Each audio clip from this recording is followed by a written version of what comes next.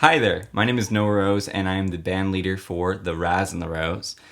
And this series is something that I've wanted to do for a little bit. I actually did something similar for an album I released called Identity, where essentially I broke down some of my favorite songs from the album and showed how I wrote them, the structure behind them, the music theory behind them, the story of what they mean, in order to help people understand my process and also to help me understand my process in a few years down the line when, my process has probably changed. In this series, I'm going to be looking at some of my favorite songs from the Great Razz book, which, don't worry, I'll explain what that is in a minute.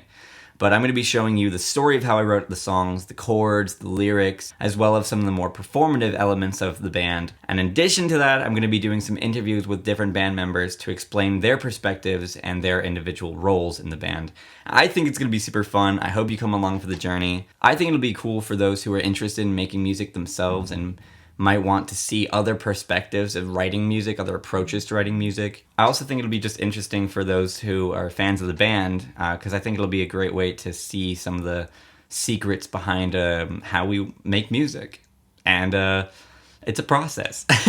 So before I get into any of the music, I want to show you what the Great Razz book is, because I think it's a great tool for artists who are trying to start a band or even have a band and maybe don't have something like this, because this has been super helpful. So the Great Razz book is essentially our repertoire of songs. Every song that is written for the band is put into this document.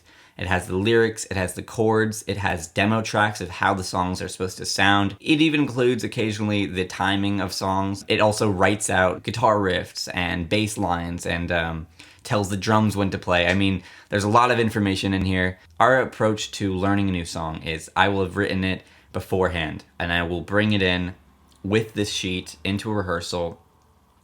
And using this sheet, they'll be able to go through the song, see the structuring, and then use our just ability to listen to the music and understand, okay, this is the rhythm that we're going for. And we collaborate on figuring out different sections. We edit the songs, we write it together, but the basic structure is built in from the beginning here on this document. It's not only just for the core members of the band, but it's also for something called the bouquet. And the bouquet is an idea that I had at the beginning of the band, and that was that every song is written to a specific group of people, in the sense that it's written for specific lines. So I will write it specifically for the guitar, specifically for the piano, drums, bass, vocals. But occasionally we want to have saxophone, or occasionally we want to have violin or a different vocalist. And in those situations, we wanted a system where we could include other artists without having to be there for every song and every rehearsal. So people who are in the bouquet have a lot less responsibility for the band, a lot less stress when it comes to gigs, because they don't have to be there for everything. They can just come in for a few rehearsals, do their part, and then be ready for the show. And it's been a great system. It was inspired by a band that I love called Wolfpack. A bit inspired by like session bands where you'd have different featured artists just come in, for a specific role. And so the Great Razz book has been a great tool to introduce our music to other musicians who will be playing with us. If they can't make it to a rehearsal, they can easily use this sheet to do a rehearsal on their own. I use this all the time when I'm working on my songs, if I'm practicing on my own. And it's just a great tool to try to get the music down, understand it, without having sheet music. Enough of the blabbering, let's get to the first song. This one is Tension. It's the intro for most of our set lists. It's one of the most complicated songs, but it's my favorite. So let's get into it. We're gonna click on Tension, and boom, sends us to Tension. So here you see that we have the name of the song, intro, verses, who sings, what chords, what the lyrics are, and the structure of the whole song until the very end. Now, there are caveats to this system. For one, it doesn't illustrate exactly the timing of everything. So it won't say what BPM it is, nor will it say exactly how intense you should play the chord. In a sense, it's a little bit purposeful, because I don't want every song to be cookie cutter. We have a level of improv to every show we do.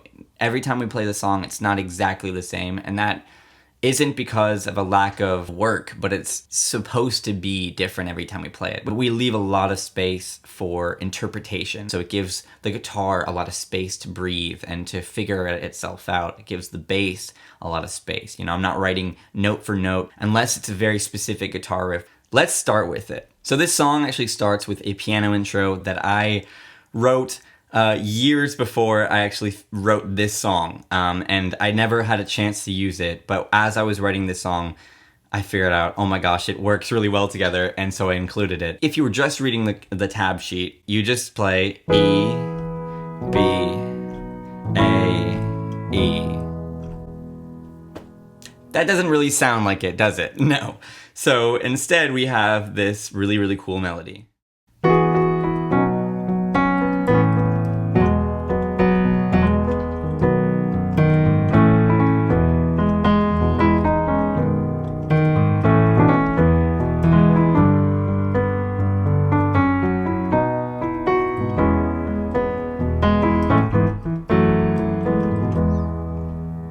So it's already complicated. It's already difficult to play. It's nothing super, super complicated, but in terms of, you know, a song, generally speaking, we've had 8 chords in the first, 30 seconds or less of this song. This cascading melody is really, really fun. It's a simple trick on piano to do. It mimics the sound of a guitar, like the pitch bend of a guitar, you know, the... If you're feeling really fancy, you can add in that middle note. In this context, it makes it feel a little bit more bluesy. It makes it feel a little bit more sort of country or folk styled. So if I was just doing it normally, it'd be. But when we add in that sort of pitch bend, that. And we're just repeating that so that. And that's a way to give the piano a little bit more soul, a little bit more feeling and emotion to it, because obviously with a piano, unless you have a pitch wheel where you can change the pitch and bend the pitch literally, you are locked in with these notes. You can't waver the pitch of that note. You can't go, you can do, yeah, that's it, right? So we can mimic that feeling of pitch bending by playing notes that are around it really, really quickly, so that it creates the same feeling. It's not exact, obviously, but it gives it a lot more motion.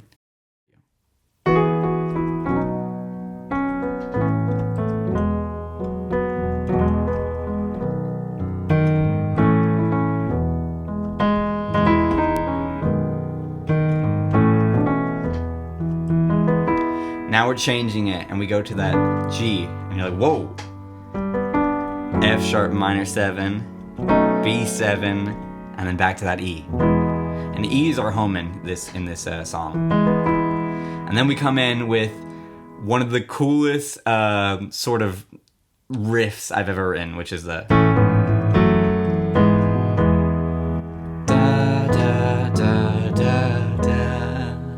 Which obviously repeats itself. It's sort of the motif of the song. It's really, really beautiful to hear it with the guitar and with the bass, and you hear that culmination of energy, because for the most part, I'm playing solo in this section until we get to that. Second we get back home to E, you get that bass line, boom, and it just hits you, and you're like, whoa.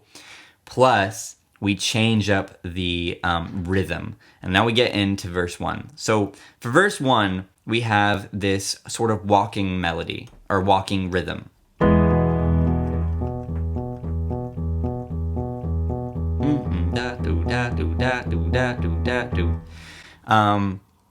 The bass is playing that, the drums mimic it. The drums don't come in yet, but they, subtly are matching that rhythm, the dum dum dum dum dum dum dum.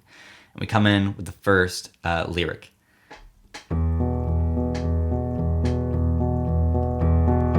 Listen to the music, child. Let it feel like blood inside your veins. And for the most part, we're staying on E throughout this. E is the home, and it's the reason this song is called Tension is because this song is building tension. It's staying put in this home spot of this E. And then it feels really tense.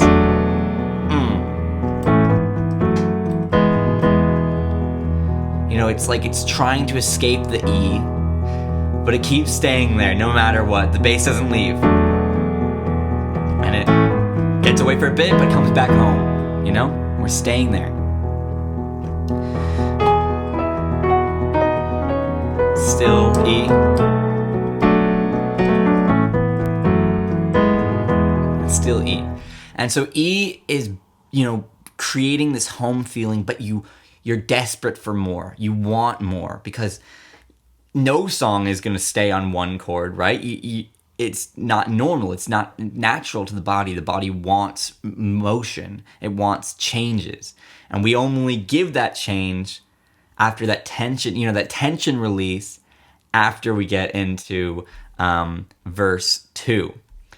But we're not there yet, so let's go through. The reason that it's also called tension is because of the lyrics. So it's building tension from a music standpoint and from a lyric standpoint. The song is all about how modern music has changed so much. The charts are different than they used to be.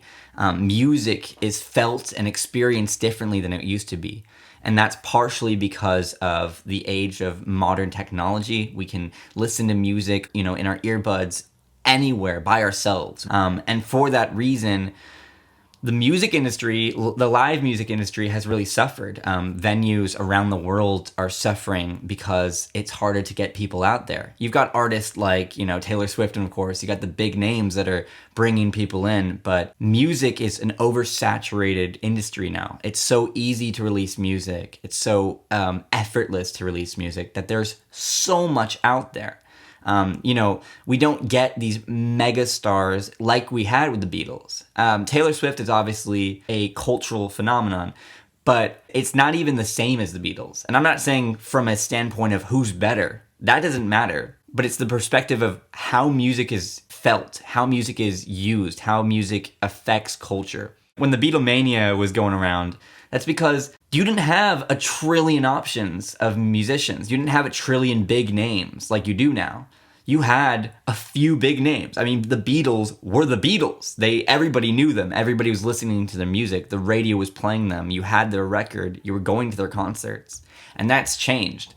And as a band that is very inspired by 70s music, 70s music and fashion, it's very much a consideration of ours. Is how do we give that energy? How do we experience music like, you know, our heroes, like the Beatles, like Billy Joel, like Queen, you know, like ABBA, all of these mega stars of the old times? How do we get that feeling? How do we experience music like that? And will we ever? And this song is all about representing that and trying to give a feeling of the old nostalgic feelings, which will become even more evident when we get into verse 2, because verse 2 is probably the most 70s chord progression I've ever written. So let's continue on. Listen to the music, child. Let it feel like blood inside your veins.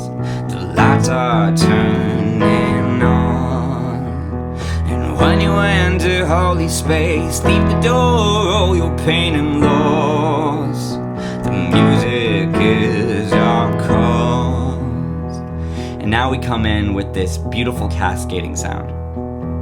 And you can hide your broken mind tonight. Leave it all behind. For the gods are good and music should be your praise. Let it all fade. So that that harmony sort of melody line is.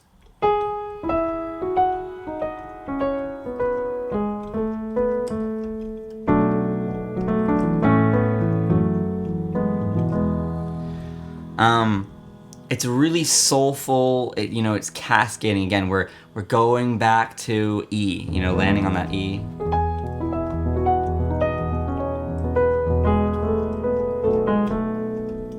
There's a sense of change, and we're brought back down into the E, where it feels homely. One more time.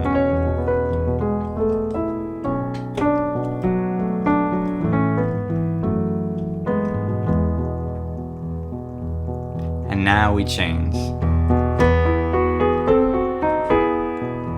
We're still on E though. And now we leave E.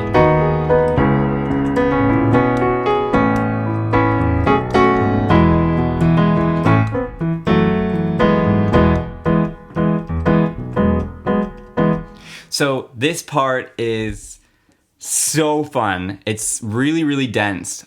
So first of all, we're still on E, if you didn't notice. But actually, hopefully you don't notice that we go back to E, but it changes. E doesn't feel like home anymore. It feels different. It feels new. And that's because of some rhythmic stuff we do.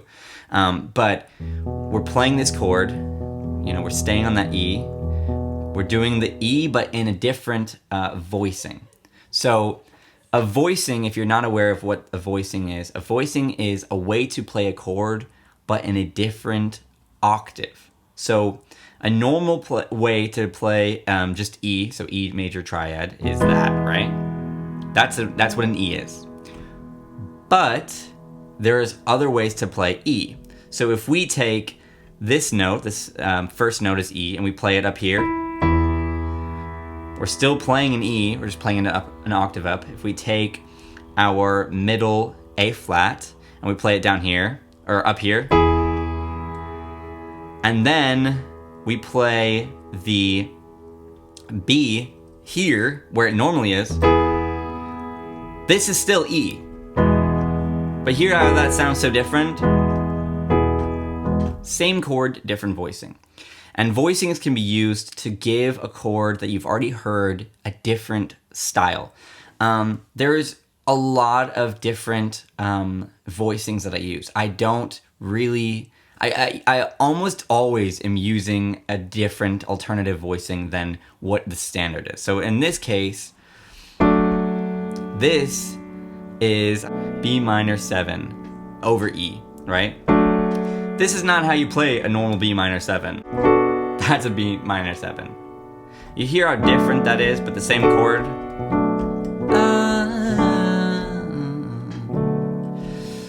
It's the same chord, but it's different voicing.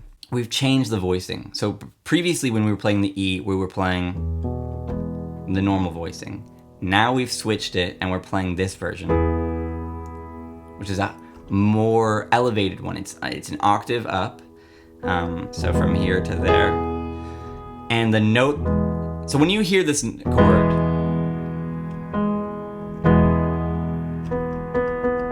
the note that you probably hear the most is this B, because it's the highest. And that's typically how our ears work, is that we listen to the highest note. If you're hearing that note and you're not a musician and you were asked to just sing that note, sing that chord, you would almost definitely sing.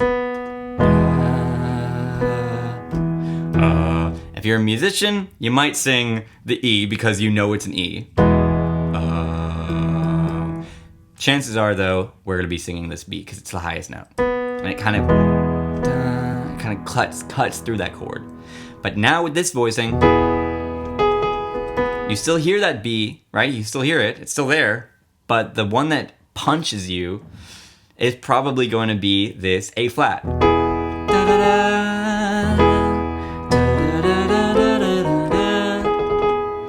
So it changes the feeling. The chord that we are going to play is really, really fun.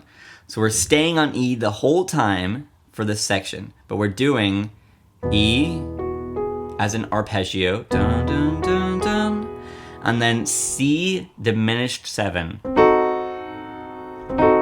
Very tension-y chord, hence why it's called tension. And landing back on that E. So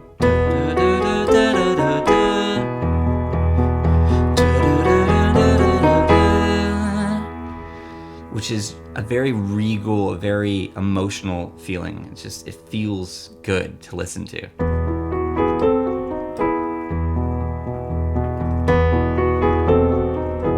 And then right when you think you know what's going to happen next, we change. Down to this, I'm losing my mind, E flat minor,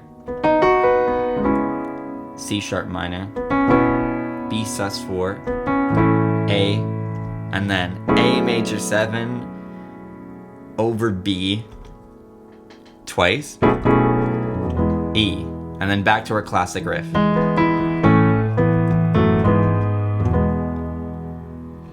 But we don't land, do we? We don't land. If you know the song, let's hear it. You tell me what it feels like.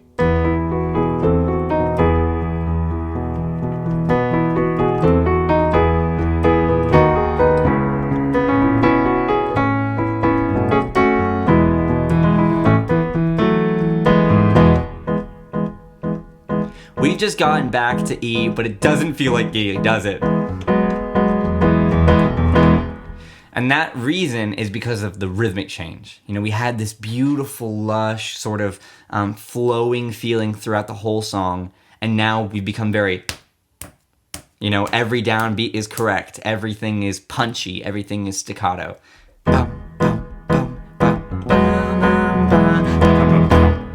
And this is when the drums come in. Everything kind of lifts in tempo. And we get into verse 2, which is where I think the chords are the most 70s I've ever written. So, first chord is E. Again, it is E, but it doesn't feel like E, does it?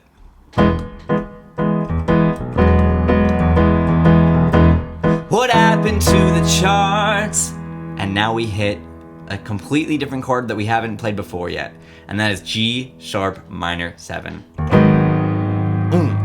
Now this is a very, very interesting chord, and I'm going to explain why. So, when I was playing this song for the first time, teaching the band this song, whenever I played this with the guitar, it sounded wrong.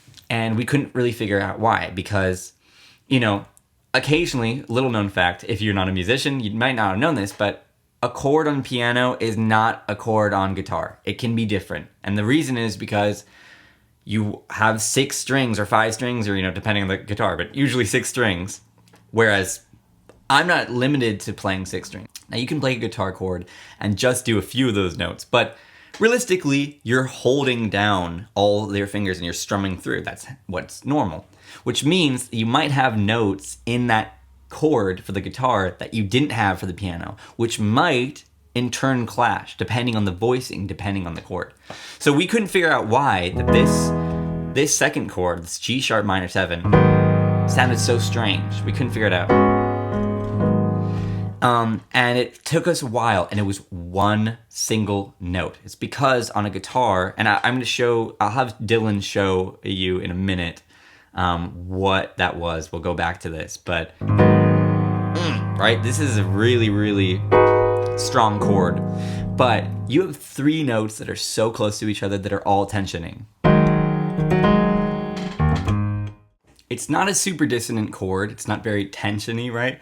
But when it was played on guitar with piano, because of the voicing that I'm doing, right? So this is a different voicing. Normally you just play like that, but because of the way I was playing it, there was this really gross, not fitting together, right, sound with the guitar that we had to figure out for a while. It literally, we paused the whole rehearsal. We gave Jude and Sylvie and Reese a break, and we were just like, me and Dylan just sat next to each other and we're like, all right, we got to figure out what's going on. And just one note change, and and that fit better. So we'll show you later. But then we go to something that you wouldn't expect, right? So this to this, it's not too crazy, but what changes it completely is this B minor 7, which we've played before, because remember, we're going, that's before, but now it feels so different. And then to an A, back.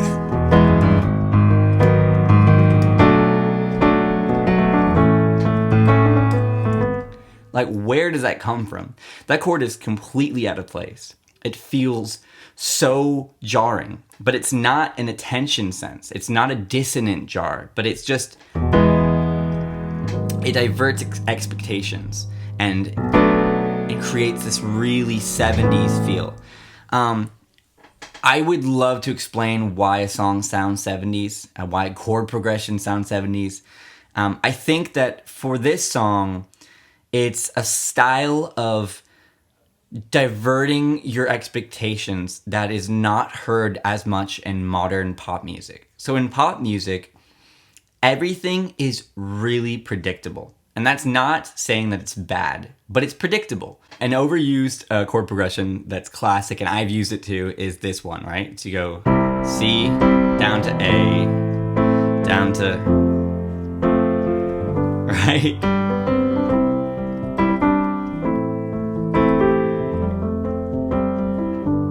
It doesn't sound bad, but it's predictable. You know where it's going. You feel where it's going because you've heard that chord progression a million times before. What I think is so amazing about 70s music is how creative the chord progressions are. You really never can guess what's coming next. You can't say for certain, oh, this is the next chord. And it throws you, it gives you way more emotional weight into the music because you don't know exactly what's happening. You're along for the journey. If you can tell where it's going, it's really catchy, which is great, but your body isn't thrown in directions it's uncomfortable with. So this chord progression, it completely changes your physical reaction. If I'm trying to think of how it would normally go, right? So this chord to this. So I think let me figure out what a basic version of this would be, like an expected version of this would be. So you start here.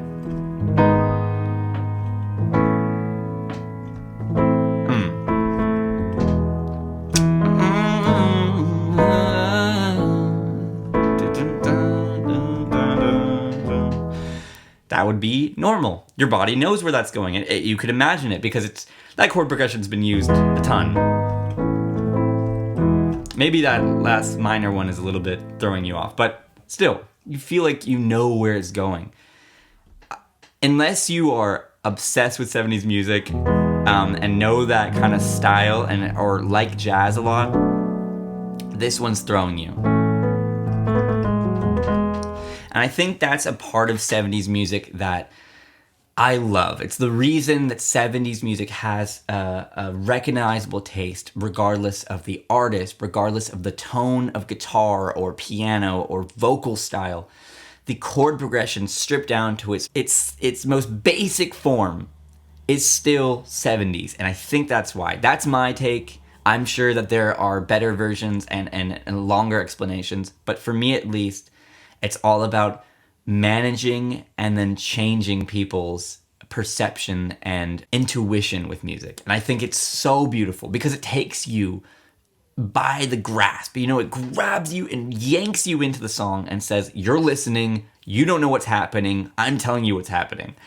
And I love that. It's the reason I love Billy Joel. It's the reason that I love a lot of artists, but Billy Joel's the main one. But yeah. Anyways, that's why I think it's so 70s. I'll explain the lyrics a little bit right now. They're pretty simple, right? So, what happened to the charts is just referring to what happened to the pop charts. I mean, really. I think if you look back at the 70s, the 80s, even the 90s, the charts were insane. You look at the charts and you're just like, the big names, these incredible variety of sound. And I love a lot of musicians that are modern musicians. I think a lot of them are incredible. I think some of the biggest names out there are incredible writers and deserve their fame. But as somebody who loves a vintage sound to music, I am continually saddened when I look at what is popular. Because I didn't obviously grow up in the 70s, but I miss the music of that. I grew up listening to that kind of stuff, and it feels nostalgic to me. You know, I listen to John Denver in the car all the time. It's just, I guess in those generations, the music I listen to now was what was big at the time, right? And now it's a lot more pop music, which is just not my cup of tea. It's still super cool and it can be great. It's just not what I love. And so, you know, our music is for everybody, but I think that people who have the taste for nostalgia, taste for older styles, that's why they love our music. And so, you know, I think they can agree. You know, we can say what happened in the charts. They dried up just like the Sahara. So yeah. What happened to the charts? They dried up just like Sahara. What happened to their soul? They sold it all just for mascara. Their soul, I'm referring to the emotion in music. There is still emotional music, of course, but I'm talking about the chords. The chords speak to me in ways that I just explained with the diverting expectations, in a way that I think it just doesn't happen anymore. And I worry for that. Now, the mascara, honestly, just rhymes with Sahara. That's, sometimes you just gotta rhyme. But, you know, it's sort of that they sold it all for the public's sake, for commercial success. So it's not really referring to mascara. You know, I've been known to don the mascara occasionally. I know, controversial. It's not specifically mascara. It's just that rhymed with Sahara. And then we get into the bridge, and the bridge changes again. So, what happened to this soul? They sold it all just for mascara. We come back to that G minor, which is the second chord in this chord progression before. I worry for them young generation. C minor 7. Sorry, C sharp minor 7. Gotta give them a spiritual connection. Reconnect them to the groove. And then it changes. Literally. When will it change? Gotta love a line that relates to the music style, right? You gotta love doing it. So I worry for them young generation. You go to that C sharp minor 7. We go back to the G sharp minor, and then we go down. And what's fun about this chord progression here is that we're maintaining a lot of these similar styles. So this. Dun, dun, dun, dun. That's not changing much, same sound. But then when we go down, it also stays basically the same. So it adds a little bit of difference, a little bit more soulful, a little bit more. So this chord is really positive feeling, whereas it's a little bit more, you know, it comes back. It's a minor chord that feels a little bit sadder. Even though this is a minor chord, it doesn't feel like it, right? Which, really quickly, everybody will tell you that a minor, major chord sounds happy. Minor chord sounds sad. Don't trust that. Yes, as a rule of thumb, when you're getting into music for the first time, sure. But once you start playing around with music, any chord is what you make it. Chords are the context, and that's it. The emotion is in the context. It's in the writing. It's in the progression. This chord sounds super joyful. That doesn't sound sad. That's a minor chord. It is. None of that's major. And that's because of the context. Now, maybe if you played this, if you played that first, maybe it sounds sad. See, and now with context, it sounds a bit sadder. Don't say every time a minor chord is, sad or whatever. It changes. It's all about the context and about how you write it, which is great. If you want to make a song that feels a certain way, don't just say, I'm going to start in a minor chord. Challenge yourself. Do it in major and make it feel sad, because those songs like that, I think are infinitely more emotional. And then with a when will it change? Yeah, we love to do this. Oh, I love making it change when I say change. When will it change? So that G major 7 is, because we were at G sharp minor, so we're changing it a lot by going from G sharp minor to G. Wait. Yeah. It's actually G major 7. Sorry, I forgot the 7. Right, those are super different. It's out of the key. It's and then we go back to A, which we know that's home. We've been there before. And then back to E.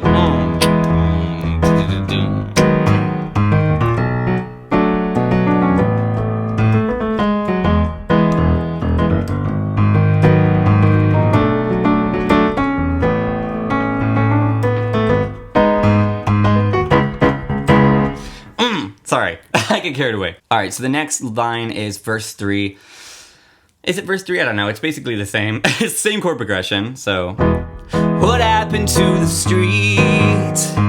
Everybody went home. Da da da da da da. What happened to the gigs? It's easier to listen alone. Da da da da da da. So, same chord progression. The lyrics change, obviously. What happened to the streets? That's more referring to how I feel like, people used to, like, there used to be these massive events that were outdoors. You got, like, Woodstock, where, like, everybody was there, it was, like, such crazy vibes. I'm so jealous of Woodstock, like, people who got to go to that, because I watched so many documentaries about it, and it looks so sick. A little bit scary occasionally.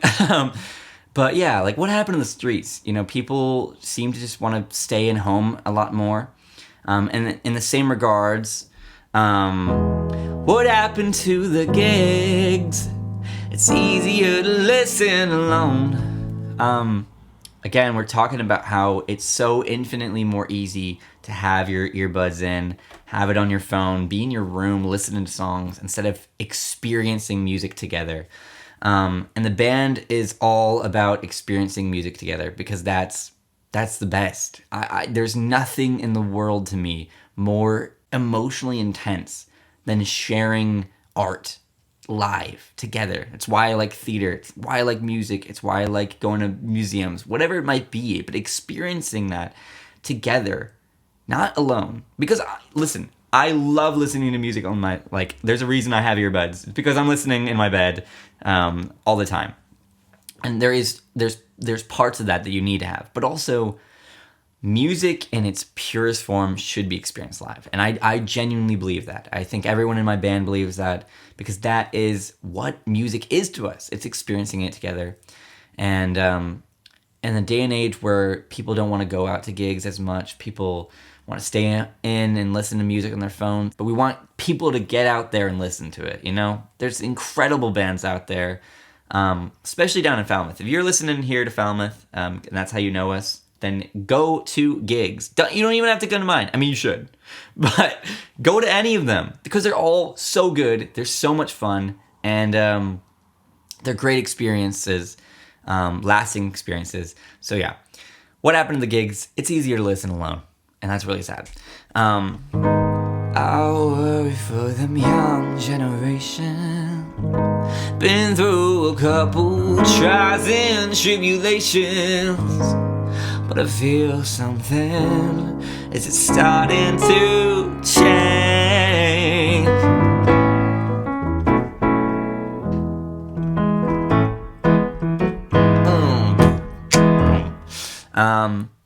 That's simple enough. Don't need to explain those lyrics. Come on, you got that one.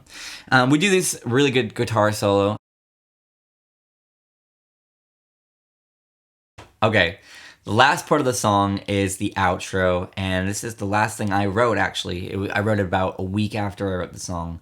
I felt like it needed to end differently than it had, because it just sort of ended before with the guitar solo, and I felt, no, it needs something different. And I came up with these chords, again, very 70s, so let's get into it. We return to that pattern, that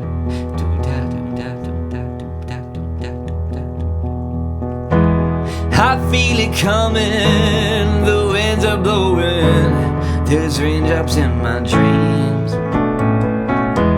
I see it showing, the tension's growing, the world needs some peace. Let's give it some more peace.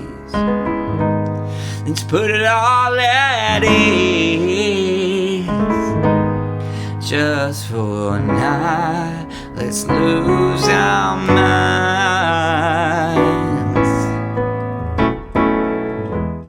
Let's break down those chords. So we start back on E, of course, because we're staying E is home, man. We know this now. We continue with that rhythm. And now we're gonna go step down. So.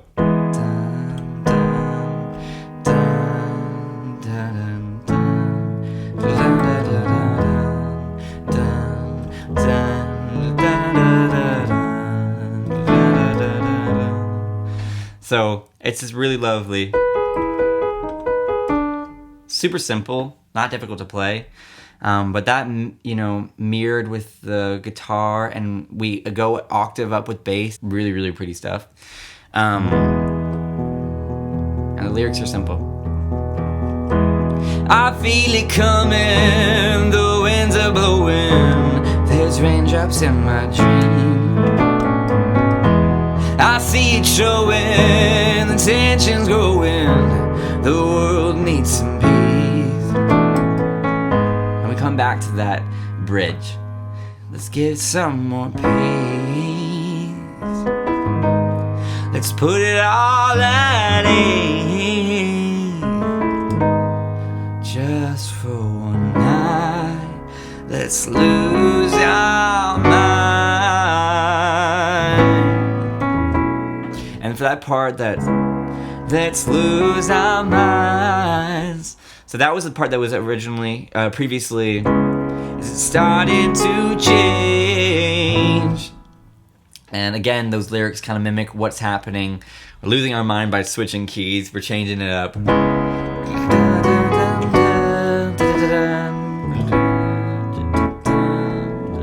Back to E. And finally, we do one more of the riffs.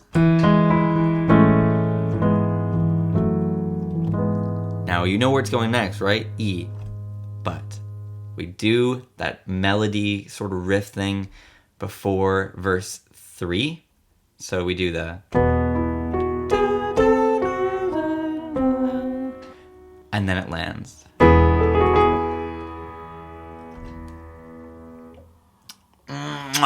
Oh my gosh, it's so fun. You know, it's that tension, it's building. Oh, when's it gonna release? Boom! And then you land on that E. We finish off on E. And yeah, this song is something I'm super proud of. It's an ode to older music. It's an ode to live music. It's everything I feel about the band.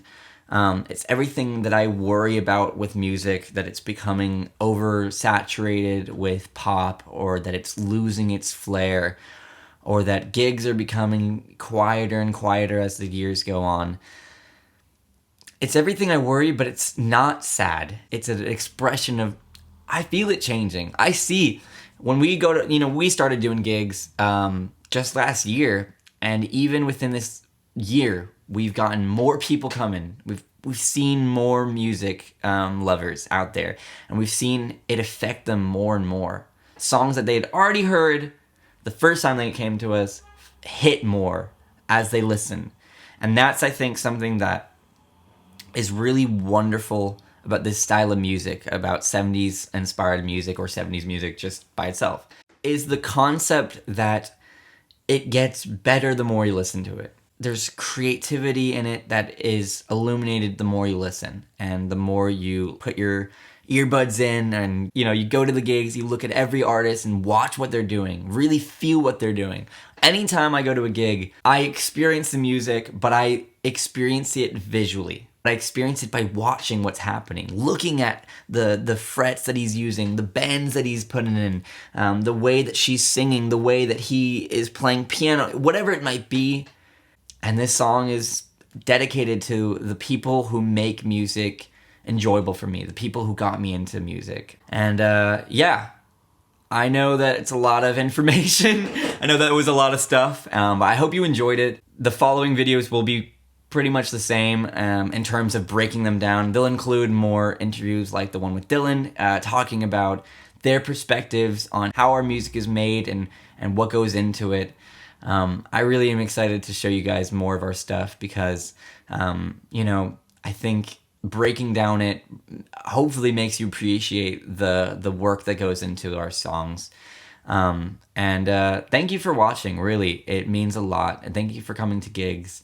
Thanks for showing support to our band because you guys are the reason that we do it, you know? Playing together and feeling that energy is so much the audience, you know? We love playing by ourselves in rehearsals, but there's nothing like playing to an audience that is listening. The next episode is going to be about Strange, which is a cult classic. So definitely click that video. It'll be out right here. I mean, literally, like, you can click it and then go listen to it right now. And of course, in the description, if you're interested in catching a gig, if you're inspired by this video to come listen to us, then all of our gig info on our Instagram and our website are down in the description. So go click that. Listen to our music, come see us, come talk to us. We love to talk about music, clearly. I'm a nerd. And if you're in a band and wants to do something, let us know. You know, we love hearing other bands. So yeah, thank you for watching. I'll see you in the next one.